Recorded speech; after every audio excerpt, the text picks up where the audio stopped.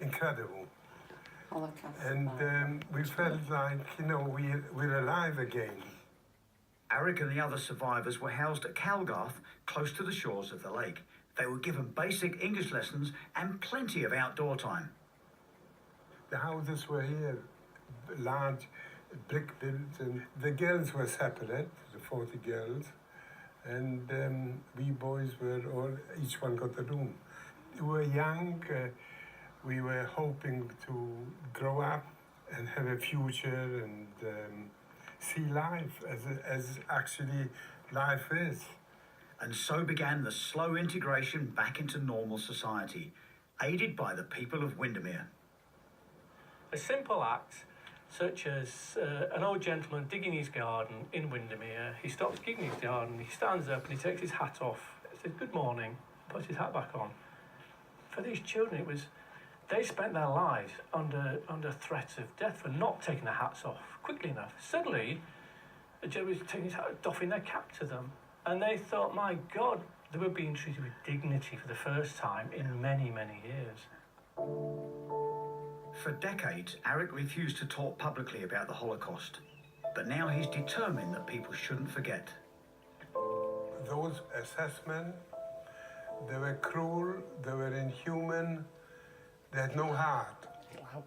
The Calgarth camp is long gone, but there is a secondary school on the site, and today, Arek is their special visitor. I sometimes think to myself, how on earth I survived was a complete miracle. When he came to the lakes, Arek wasn't much older than these children, but he'd lost everything. 80 members of his family were dead, and he was facing a fresh start in a country he knew little about. But for the first time in 5 years, he had a future. They had fresh air, they had mountains, they had lakes. It really was a journey from hell to paradise. The Jewish children only spent 6 months by the shores of Windermere before they were dispersed across the UK. Arek never returned to Poland and now lives in Leeds.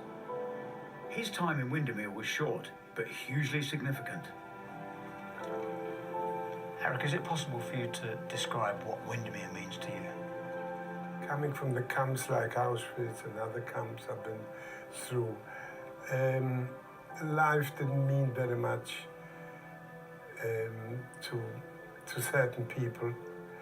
And here I was liberated and I came to the Lake District here. I love this place, always.